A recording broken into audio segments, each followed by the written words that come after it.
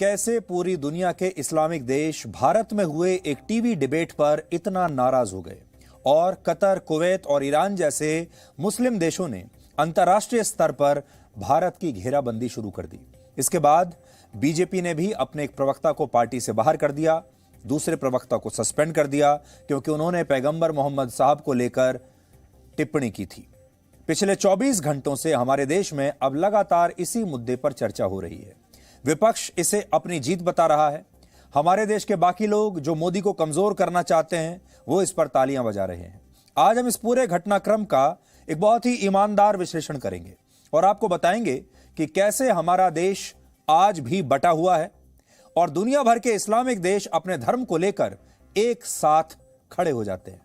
लेकिन उससे पहले हमारे देश में इस्लाम धर्म के जो बड़े बड़े ठेकेदार हैं, जो बड़े बड़े चैंपियंस हैं, आज हम उन सब को बहुत बहुत बधाई देना चाहते हैं, उनके लिए तालियां बजाना चाहते हैं कि उन्होंने एक ऐसे मुद्दे का अंतर्राष्ट्रीयकरण कर दिया जो असल में इतना बड़ा मुद्दा था नहीं। सबसे पहले जिन लोगों ने इस मुद्दे को सबसे पहले उठाया, जिन्होंने इसका प्रचार किया, जिन्होंने सोशल मीडिया के जरिए इसे अंतर्राष्ट्रीय स्तर तक पहुंचाया, मुस्लिम देशों तक पहुंचाया, यहीं के रहने वाले वो तमाम लोग जिन्होंने ये मांग की कि बीजेपी के ऐसे प्रवक्ताओं पर कार्रवाई होनी चाहिए, सबसे पहले तो उन सबको हम बधाई देना चाहते हैं क्योंकि उन्होंने पूरी दुनिया के सामने एक ऐसा मॉडल पेश किया है जिससे ये पता चलता है कि अब अगर हमारे ही देश के अपना एक वर्ग ये सोच ले कि वो पूरे विश्व में भारत को कमजोर कर सकता है या किसी भी मुद्दे को बाहर तक ले जा सकता है तो ये काम अब संभव है सोशल मीडिया के जरिए। इससे सोशल मीडिया की ताकत के बारे में पता चलता है। तो सबसे पहले तो उन तमाम लोगों को बहुत बहुत बधाई, वो अपने मकसद में पूरी तरह से कामयाब हो चुके हैं। बीजेपी की प्रवक्ता नुपुर शर्मा ने एक टीवी डिबेट के दौरान पैगंबर मोहम्मद साहब को लेकर एक आपत्तिजनक टिप्पणी की थी। उसका हमें भी दुख है, हम भी उसकी पूरी आलोचना करते हैं। तो यह मत समझिएगा कि हम ये कह रहे हैं कि नुपुर शर्मा जो कर रही थी ठीक कर रही थी, ऐसा नहीं करना चाहिए था। लेकिन क्या यह इतना बड़ा मुद्दा था कि यह ऐसी अंतर्राष्ट्रीय हेडलाइन बन जाए? और मुस्लिम देशों ने भी इस पर एक मत होकर, एकजुट होकर भारत के खिलाफ एक के बाद एक बयान जारी करने शुरू कर दिए। इसलिए हम इन लोगों को बहुत बधाई आज देना चाहते हैं क्योंकि ये थे तो हमारे अपने ही देश के। क्योंकि अगर इन लोगों ने भारत विरोधी एजेंडा बनाने के लिए इतनी मेहनत ना की होती तो इस मुद्दे को आज इतना जो है हेडलाइन ना मिलता, ये इस मुद्दे का इतना बड़ा अंतर्राष्ट्रीयकरण आज ना होता। लेकिन दूसरी तरफ कश्मीर में हिंदुओं को उनका नाम पूछ पूछ कर मारा जा रहा है। हिंदुओं की चुन चुनकर हत्या हो रही है। पहले नाम पूछते हैं और अगर कोई हिंदू पाया गया तो उसे मार डालते हैं। लेकिन हम इसे अंतर्राष्ट्रीय मुद्दा नहीं बना पाए। यह हमें यहां पर सीखना होगा। यह हमारी कितनी बड़ी नाकामी है कि हमारे ही देश में हिंदुओं को चुन चुनकर मारा जा रहा है, लेकिन हम इसे इतना बड़ा मुद्दा नहीं बना पाए जितना यह टीवी डिबेट बन गया। कश्मीर में हिंदुओं की हत्या पर ना तो हमें इस्लामिक देशों से कोई समर्थन मिला, ना ही अमेरिका, ब्रिटेन और बाकी के पश्चिमी देशों ने इन हत्याओं की निंदा की, जो खुद को लोकतंत्र और धर्मनिरपेक्षता का इतना बड़ा चैंपियन बताते हैं। यानी कश्मीर में जो हिंदू मारे जा रहे हैं, हम उनके लिए ऐसा कुछ नहीं कर पाए। लेकिन एक टीवी डिबेट में दिया गया बयान इतना बड़ा मुद्दा बन गया कि आज हर व्यक्ति उसी पर बात कर रहा है। आज हम कतर, कुवैत, बहरीन और ईरान जैसे देशों को भी बधाई देना चाहते हैं। ये बहुत छोटे छोटे देश हैं, लेकिन इसके बावजूद ये अपने धर्म के लिए एक साथ एकजुट होकर खड़े हो गए हैं, जबकि हम ऐसा कभी नहीं कर पाए। क्या भारत के लोग अपने धर्म को लेकर, अपने देश को लेकर कभी भी इस तरह से एकजुट खड़े हो सकते हैं जैसा कि आज दुनिया भर के मुस्लिम देश खड़े हो गए हैं? यह सीखने वाली बात है। क्षेत्रफल के मामले में भारत कतर से लगभग 2800 गुना बड़ा है।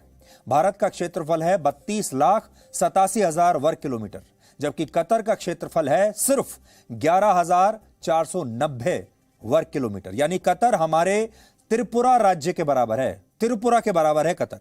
कतर की कुल आबादी 29 लाख है और भारत की कुल आबादी 140 करोड़ है। अगर जिस जगह पर हम खड़े हैं, नोएडा की आबादी कतर की आबादी से ज्यादा है। कतर की अर्थव्यवस्था 12,78,000 करोड़ रुपए की है, जबकि भारत की अर्थव्यवस्था 204 लाख करोड़ रुपए की है। लेकिन इसके बावजूद कतर अपने देश में भारत के राजदूत को तलब करता है और इस मुद्दे पर भारत से माफी मांगने के लिए कहता है और भारत मांग भी लेता है। कुवैत भी बड़ा छोटा सा देश है। कुवैत सिर्फ 17,820 वर्ग किलोमीटर के क्षेत्र में फैला है। उसकी कुल आबादी लगभग 43 लाख है, सिर्फ 43 लाख। और कुवैत की अर्थव्यवस्था 10 लाख करोड़ रुपए की है, यानी भारत की अर्थव्यवस्था कुवैत से 19 गुना बड़ी है। लेकिन इसके बावजूद कुवैत भी कतर की तरह भारत के राजदूत को तलब करता है और इस मुद्दे पर भारत से माफी मांगने के लिए कहता है। और यह सूची बहुत लंबी है। ईरान ने भी इस मुद्दे पर भारत का विरोध किया है। ईरान की कुल आबादी है 8.5 करोड़। ईरान का कुल क्षेत्रफल 16,28,000 वर्ग किलोमीटर है। ईरान की अर्थव्यवस्था 17 लाख करोड़ रुपए की है।